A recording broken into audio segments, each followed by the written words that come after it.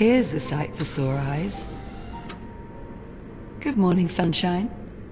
Get a good look at Lone Echo 2 while you can. Drink in the sweeping vistas, finely detailed space junk, and frankly unmatched character animation because, let's face it, VR probably isn't going to look this good again for some time. Ready at Dawn's long-delayed sequel has the unenviable task of being Facebook's last Oculus Rift exclusive. One final high-budget, ludicrously produced bash to make even the newest of GPUs groan. The game itself is unconcerned with that burden, instead stubbornly fixated on its slow-going roots in a deeply respectable but glacially paced follow-up. We're back with Jack and Liv, the android and human odd couple that, at the end of the first game, found themselves at the other end of time after a supernatural event catapulted a disease-ridden ship into their own era. The pair must find a way home whilst also combating the infestation, known as the biomass. If you get shut down, that's it. Fans of the first Lone Echo will remember it for its deep focus on narrative and character connection, and that's still very much the case here. I'd argue that to this day, we still haven't seen a more convincing VR companion than Liv, a sullen but fair captain that's immaculately realised, both through believably empathetic dialogue perfectly delivered by Alice Coulthard and Rad's own penchant for impeccable facial animations and performance capture. Hold on. You're just messing with me, aren't you? I am, yes. Well, I'm glad your sense of humour's still intact. Her relationship with robotic protagonist Jack, who oddly is voiced by Troy Baker literally doing the robot, is a rare thing. It's built on a deep admiration and fondness for each other, but leaving the player to ponder the iffy ethics of human-android relations themselves. It's this relationship, and the others that brew throughout, that ends up carrying the sequel's plot. The quest for a potential cure for the biomass is certainly filled with twists and turns, including moments of nail-biting tension.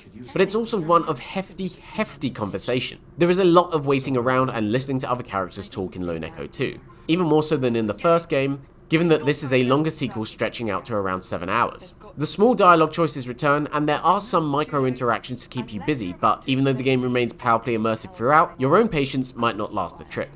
That's not to say the story itself is boring, it's just extrapolated to an unnecessary degree.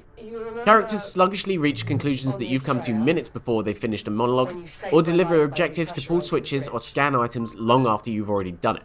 In one late game sequence, an AI extensively explains how to use a hand-mounted gun while you're chained to a wall, and you're not let free until you've completed a lot of target practice. Anyone that's played a VR game before will likely have learned how to use it in mere seconds. Every tiny action or minor development comes with a similarly lengthy explanation. The game essentially refuses to move at your pace, and whenever you're accompanied by another companion, you know you'll be moving at half the rate you would otherwise. It's not until you're fully given some alone time, a good few hours into the game, that Lone Echo 2 finally starts to return to some of the interesting puzzle platforming it explored in the first game. The zero-gravity movement is still wonderfully fluid, allowing you to hurl yourself from one end of the room to the other with lucid-like simplicity. Challenges pick up where the first game left off. The bulbous biomass presents a lot of navigational trials, but the game quickly sets about establishing a few new threats. Ticks, for example, are a mobile form of infection that you'll first need to distract with another power source, say a movable crane or door locks, before passing by. And one section with net-like webs requires you to target specific mounds of biomass to unblock passages. Smaller side missions are also back, though there are precious few of them, and many of the tasks at hand resemble the busy work and fetch quests you'll have gotten used to in the first game. In other words, gameplay in Lone Echo 2 is very much in service to the story at all times, and there are only a handful of moments in which it really feels like a game more than it does some kind of interactive movie. Appreciated as the new challenges are, there's little to Lone Echo 2's gameplay that feels drastically different from the first. New powers like telekinesis and eventually a wrist-mounted firearm, borrowed from the excellent Echo Combat, are similarly welcome, but really don't evolve too far beyond what's come before. Both thematically and in execution, this is just a little bit too much of the same, and the sequel doesn't benefit from the same sense of revelatory exploration that made the first such a landmark achievement. When I finished the first game in 2017, I said I felt like I was witnessing the end of a first act rather than a full game, and both Lone Echo 2's story and gameplay features definitely feel like expansions to the original more than the next big step. Well, you certainly did something. If there's one element of the game that does push boundaries, however, it's the sheer graphical ambition. Lone Echo 2 is without a doubt the best looking VR game you'll play this year. Not only are the character models some of the most strikingly authentic you can find in gaming, but areas of the game are huge in scope with stunning complexity to them. The biomass itself is a thing to behold, flooding through corridors and floors. But it's not until later in the game that you realize each and every bulb in the sprawling sea of infection is its own unique property and not just an asset mesh. That counts right down to the tiniest of spheres on a control panel. It's ridiculously impressive to take in. Amongst this eye-opening display of technical proficiency hides a rawer beauty. When you die in the game, you reboot at a fabricator machine, and a husk of your old shell is still visible. In one scene, I respawned just in time to see my old self float past in a fetal position before being lost to the vastness of space. It was a stunning moment of quiet awe that I won't soon forget, and you'll likely discover many of these moments for yourself. But you will of course need a very decent rig to make it run, and there are some technical hiccups.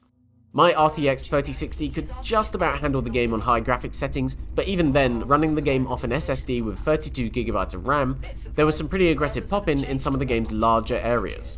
And even some of the smaller sections had blurred textures. Combined with the cuts to loads between areas, the overall package doesn't feel quite as polished as you might expect in certain segments. Lone Echo 2's incredible production values and first-rate immersion make for an enjoyable swan song that's let down by its plodding pace and familiarity. Despite arriving 4 years after the groundbreaking original, there's very little that will surprise you here, and although well written, the drawn-out character dialogue quickly wears thin. It's still held up by a fantastic locomotion system with first-rate immersion alongside a solid story with believable performances. But the startling spark of blockbuster innovation that fueled the first game has long since died out. Jack and Liv's mission to get back to the past makes for a fun ride, but parts of Lone Echo 2 were stuck there to begin with. Are you alright? Yeah, I'm okay. I mean, that did just probably shave a couple of years off my lifespan, but... Let's hope not. Thanks so much for watching this review. If you liked it, make sure to like, subscribe and comment, hit the notifications button, and we'll see you soon for yet more VR reviews. Well, it must not work too well if we're tripping it on the way out. It doesn't appear to be working at all anymore.